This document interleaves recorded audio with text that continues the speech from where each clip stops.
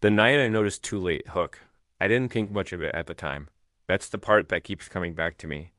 Not what happened later, not what we found, but that one small moment I brushed off like it didn't matter. It was just another night on patrol, quiet like always, nothing out of place. At least that's what I told myself. Looking back, that was the first sign something wasn't right. I remember slowing down near the corner of Maple and a Third, mostly out of habit. That street was always empty at that hour. No traffic, no people, just the occasional porch light left on overnight. But that night, something felt slightly off. Not in a dramatic way. Just enough to make me pause for a second longer than usual. There was a car parked along the curb. That alone wasn't unusual. People had guests.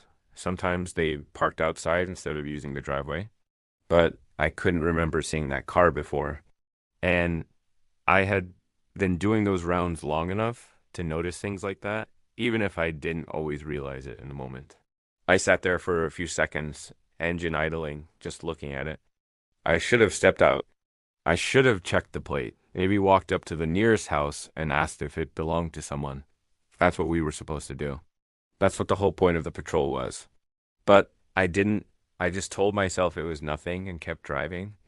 The strange thing is, I wasn't the only one who had moments like that. Later on, when everything started coming together, we all had our own version of it. Small things, easy to ignore. A door that didn't look fully closed. Someone standing a little too still under a streetlight. A window that was dark one night and lit the next, with no one home. At the time, none of it seemed connected. Now it's the only thing that makes sense. I should have paid more attention that night, because if I had, I don't think things would have gone the way they did.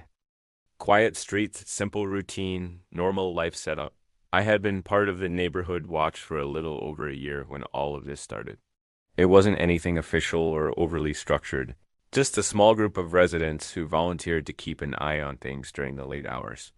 Most of us had normal day jobs, so the patrols usually happened at night when the streets were quieter and anything unusual stood out more.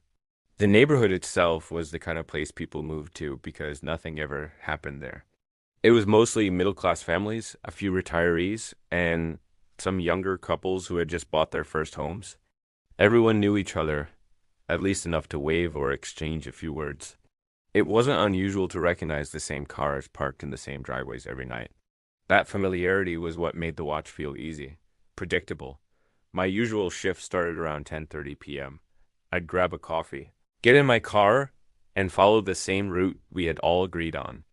It looped through the main streets, then cut through a few quieter sections where houses were spaced a little farther apart. Maple Street was always part of that route. So was the stretch near Third, where the streetlights flickered just enough to make everything look slightly dimmer than it should have been. We didn't do anything complicated. No confrontations, no unnecessary risks. If something looked off, we were supposed to note it, maybe take a picture if it felt safe, and report it in the group chat. From there, we'd decide if it was worth calling it in or just keeping an eye on it the next night. Most of the time, it was nothing. A car parked a little too close to the curb. A light left on in an empty house. Once, someone reported a gate swinging open, but it turned out to be a loose hinge. Things like that. Small, explainable details that didn't lead anywhere. There were about 6 of us who rotated regularly. I didn't know all of them well, but there were a few I saw more often. Daniel was one of the more consistent ones. He lived near the entrance of the neighborhood and usually did the earlier shifts. Quiet guy, kept things brief, but always paid attention. Then there was Mrs. Keene, who didn't drive at night but kept track of everything from home. She was the one who always noticed patterns in the reports, even when the rest of us didn't. And then there was the house on Maple. It wasn't abandoned or anything like that. As far as anyone knew, a man named Carter lived there alone. He kept to himself, didn't really interact much, but that wasn't unusual for the area. Some people just preferred their privacy. His lights followed a routine 2 on around sunset, off before midnight. Same as most of the street. Nothing about it stood out. That was the thing about the entire neighborhood. Everything blended into a routine so consistent that you stopped questioning it. You drove the same roads, saw the same shadows, passed the same houses, and after a while, Your brain just filled in the gaps without you noticing. I didn't think much of it at the time. It all felt normal, safe even. Which is probably why it took so long for any of us to realize that something had already started to shift. The first small irregularities, early warning signs. Story one. At first, it was just small things. The kind of details you notice for a second, maybe even think about mentioning later, but then forget before it ever feels important. I didn't write any of it down. I didn't take pictures. I just kept moving, like I always did. The car on Maple showed up again, a few nights after I first saw it. Same spot along the curb, just past the corner, sitting under that dim streetlight that never fully worked. I remember slowing down a little as I passed, trying to see if anyone was inside, but the windows were too dark. For a moment, I thought about stopping, maybe getting out this time, but nothing about it felt urgent enough. Probably just someone visiting, I told myself. People came and went. I couldn't keep track of everyone. Still, it stayed there longer than I expected. I saw it again on my next shift and the one after that. Always late, always in the same place. It wasn't there during the day. I checked once out of curiosity, but somehow it kept returning at night. It felt strange, but not enough to act on. Then there were the lights. Not in my house or anything obvious like that. It was mostly along that same stretch of Maple, near Carter's place. His routine had always been consistent light on, then off before midnight. But one night, I noticed it flicker, just briefly, and then off again, then on. It could have been a bulb going bad, or maybe something electrical. Houses had issues all the time. I remember actually shrugging it off in a moment. Things break, I thought. But it didn't stop there. Over the next few patrols, I started catching it again. Not flickering exactly, but changing at times that didn't match what I was used to. Sometimes it was already off earlier than usual. Other nights, it stayed on longer, past the time I would normally see the street go dark. I considered mentioning it in the group chat, but it sounded ridiculous even in my head. Hey, I think someone's light schedule changed. It didn't feel like anything worth bringing up. The third thing was harder to explain, mostly because I couldn't even describe it clearly at the time. I saw someone walking. It was late close to midnight, and I was cutting through the quieter section behind Maple where the houses were set farther back. There weren't many streetlights there, just enough to keep the road visible. I noticed a figure ahead, moving slowly along the sidewalk. That wasn't unusual either. People walked at night sometimes. Couldn't sleep, taking a call, whatever. But something about the way they moved caught my attention. They weren't really going anywhere. No phone, no clear direction, just walking at a steady pace, then stopping, then walking again. I slowed down as I passed, glancing over without trying to make it obvious. I expected them to look up, maybe acknowledge me, but they didn't. They just kept facing forward. I drove past and checked my mirror out of habit. For a second, I thought they had stopped completely. Then I blinked, and they were moving again. I remember thinking about it for a moment longer than I should have, trying to decide if it was worth turning around. But by the time I reached the end of the street, it already felt less important. Probably just someone out for a walk, I told myself again. Looking back, that was the pattern. See something, question it, then explain it away. It all made sense individually. But there was one moment right before I ended my shift that night that stuck with me a little longer than the rest. I passed the parked car again. Same spot, same stillness.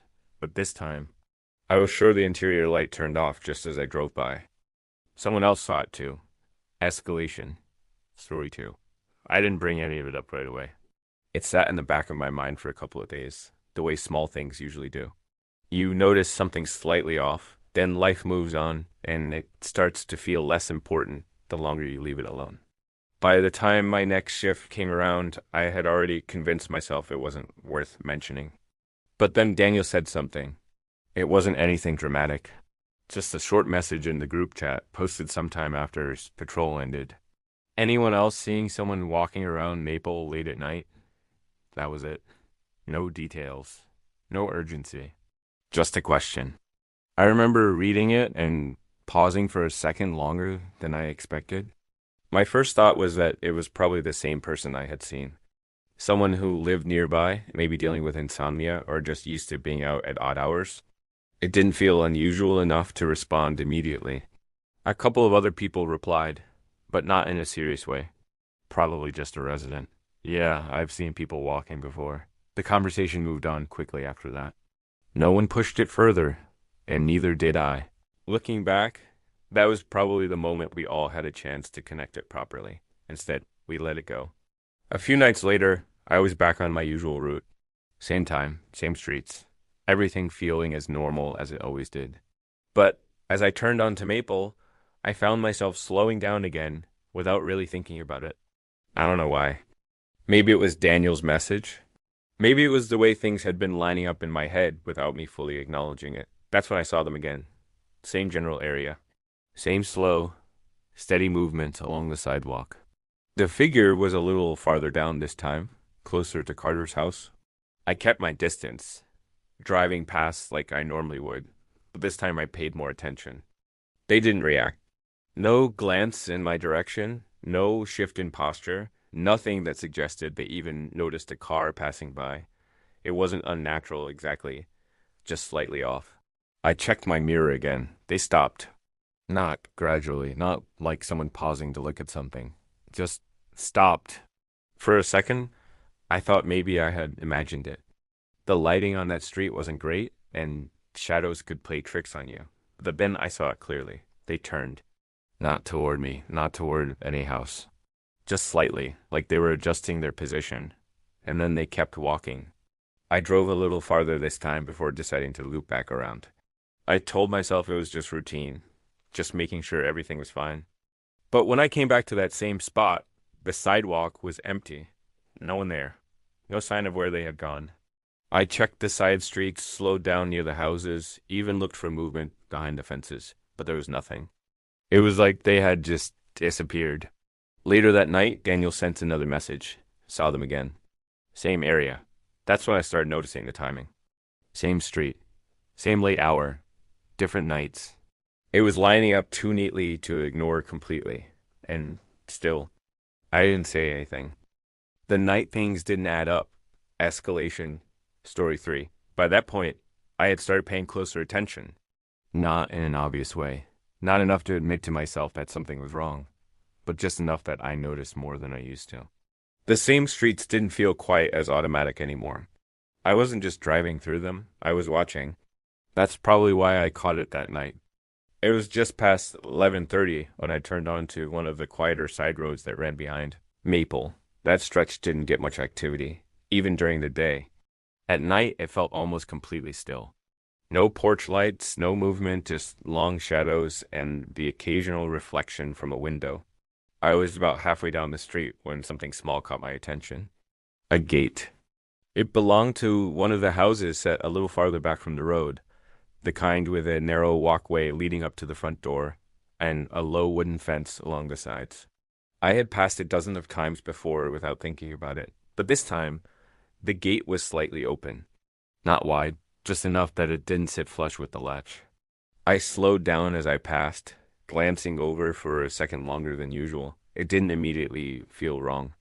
Gates get left open all the time. Someone forgets to close it, or it doesn't latch properly. There were plenty of normal explanations. Still, something about it stayed in my mind as I reached the end of the street. I told myself to keep going. But I didn't. I turned around. It wasn't even a conscious decision at first. Just a quiet thought that maybe I should double check. That's what we were supposed to do, after all. If something looked off even slightly, we were meant to take a closer look. When I pulled up again, I parked along the curb and stepped out. The street felt quieter than usual. I can't explain it properly, but it was like the kind of silence that makes you more aware of your own movements. Every step I took sounded a little louder than it should have. Gravel shifting under my shoes, the faint creak of the gate as I pushed it open just enough to walk through. I stopped for a second, listening. Nothing. No voices, no movement from inside the house. The windows were dark. The front door closed. Everything looked exactly how it should have, aside from the gate.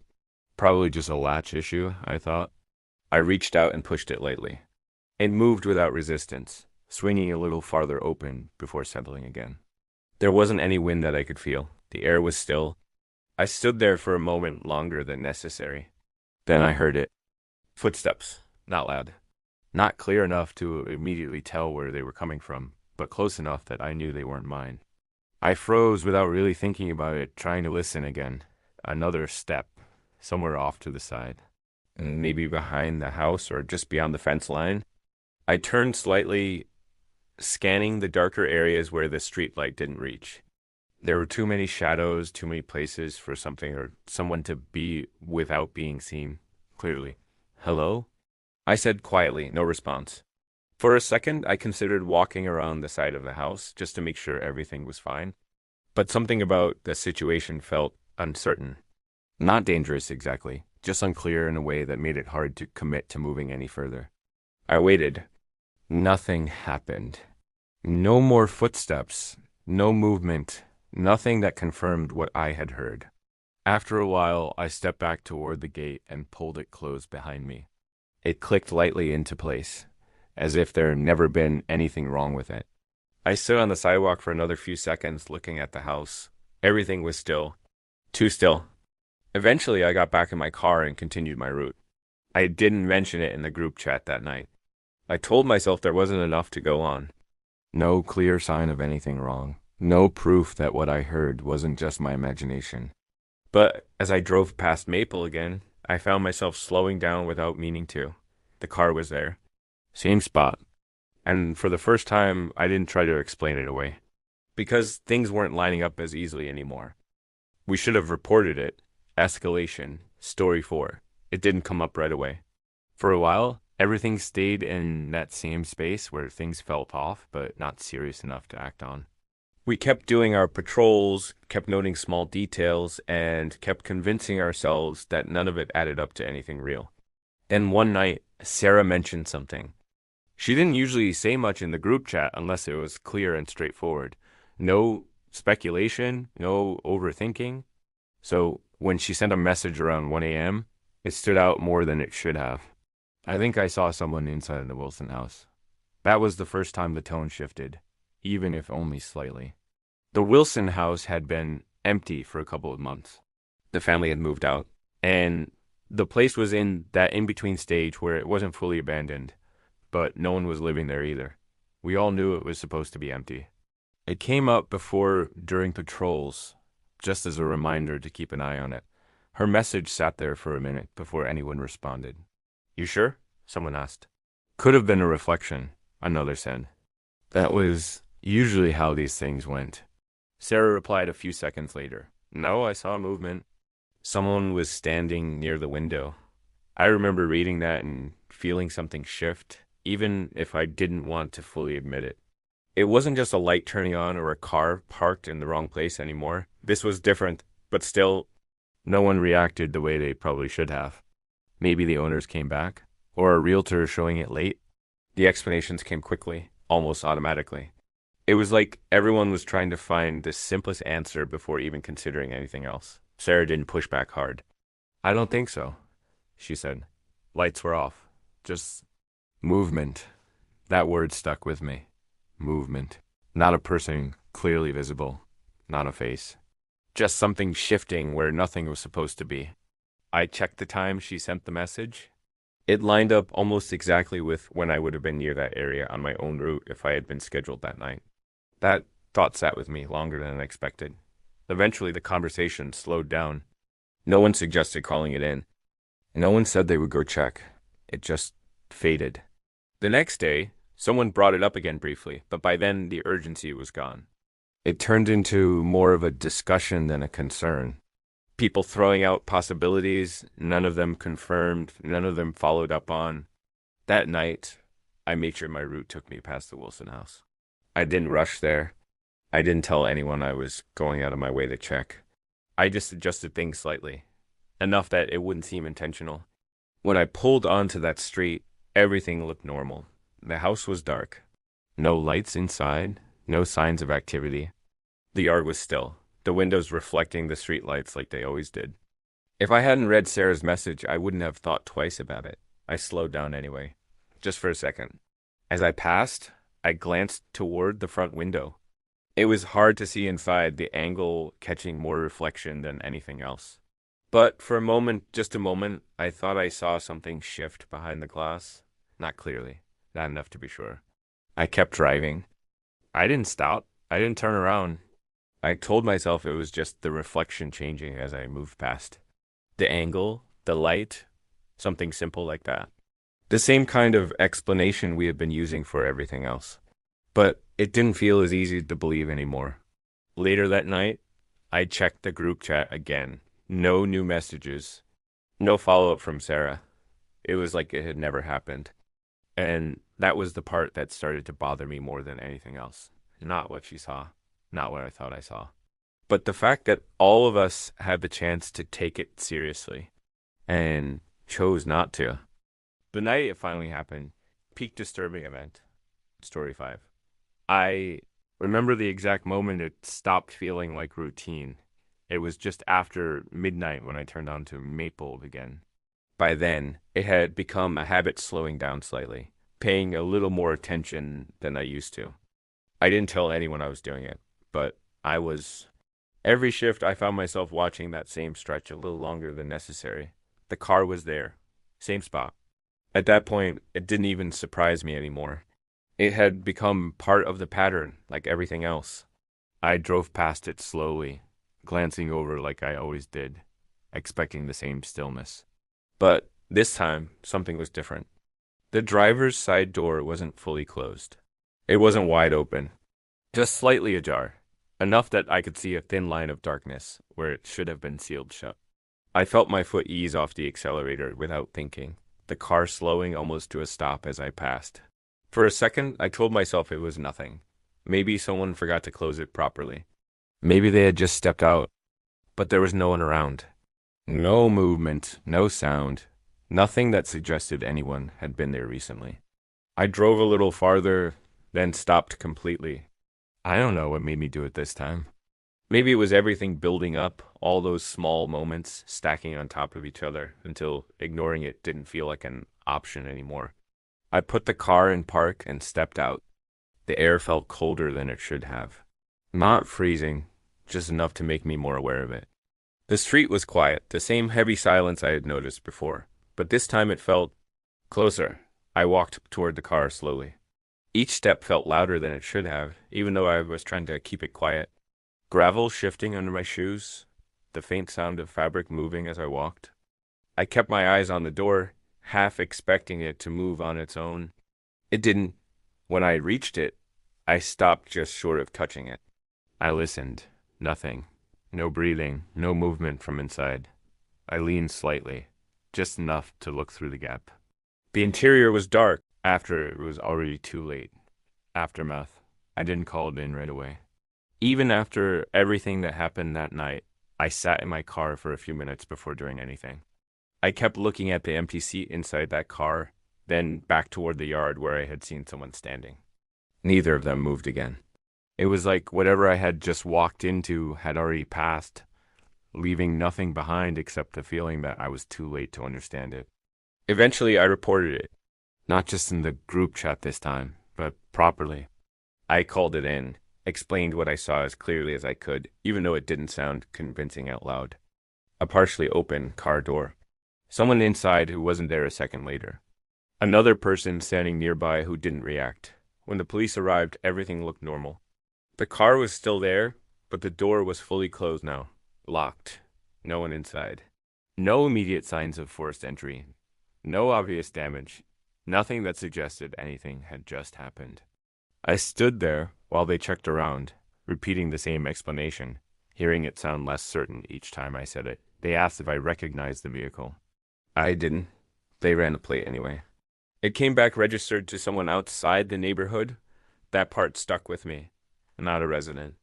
Not someone we would have casually recognized without thinking about it. They checked the nearby houses, including Carter's place and the Wilson house. No signs of entry, no one inside, nothing out of place. At least nothing they could point to. One of the officers asked if we had noticed anything unusual before that night. I hesitated. Then I started listing things. The car showing up repeatedly. The person walking at odd hours. The light changing in Carter's house. The gate that didn't stay closed. Sarah seeing movement in an empty house. As I said it out loud, it sounded different. Not like random, unrelated details. Like a pattern. The officer listened, nodded, wrote a few things down, but I could tell it wasn't enough to act on. None of it was concrete. No clear timeline, no direct evidence, nothing that connected everything in a way that could be followed, just small pieces. After they left, the street went back to being quiet. Too quiet. The car was gone by the next morning. No one saw when it left. That detail bothered me more than anything else. It had been there for days, always at the same time, always in the same spot. Then suddenly after that night, it was just gone. Like it had never been part of the routine at all. Over the next few days, more conversations started happening in the group chat. People began sharing things they hadn't mentioned before. Small moments they had ignored. Things that didn't feel important at the time. The same pattern. See something. Question it. Then let it go. Looking back, it was all there. Not hidden. Not subtle enough to disappear completely. Just easy to dismiss. That's the part that stays with me. Not what we saw at the end. But how many chances we had to notice it earlier. And didn't. Because by the time it became real enough to act on, whatever it was had already moved on. And we were left trying to piece together something we should have understood before it ever got that far. Now I notice everything a lingering ending. I still drive those streets sometimes, not as part of the watch anymore. That ended not long after everything came out, or at least as much as anyone was willing to say out loud. People stopped volunteering, messages slowed down, and eventually the group just faded. No one officially shut it down. It just stopped being something anyone wanted to be part of. But I still pass through, mostly out of habit. And because I can't really stop myself from looking. That's the part that changed the most. Before all of this, I moved through the neighborhood without thinking. I saw things, but I didn't really notice them. My mind filled in the gaps, made everything feel normal, even when probably wasn't. It doesn't do that anymore. Now, every small detail stands out. A car parked slightly out of place. A light turning on at the wrong time. A figure moving in the distance that doesn't quite match the direction they should be going. None of it feels automatic anymore. Every little thing gets my attention, whether I want it to or not. I don't ignore it. I can't. Sometimes I catch myself slowing down in the same spots without realizing it. Maple. The stretch near. Third. Even the quieter roads behind it. The places where nothing ever seemed to happen until it did. Most nights, everything looks normal. The houses are quiet. The streets are empty. The same sense of calm is still there, at least on the surface. If someone new moved into the area, they probably wouldn't think twice about it. It still feels like the kind of place where nothing goes wrong. But I know better now. Because once you start paying attention, you realize how easy it is to miss things when you're not looking for them. And sometimes, even when you are. Every now and then, I still see something I can't quite explain. A shadow where there shouldn't be one. A light shifting when no one's home.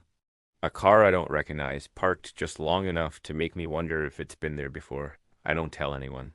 I don't write it down. I just notice it. And keep going. Because I've already learned what happens when you try to make sense of it too late. And the worst part is, I don't think it ever really stopped. I think we just stopped paying attention. Or maybe it just moved somewhere else.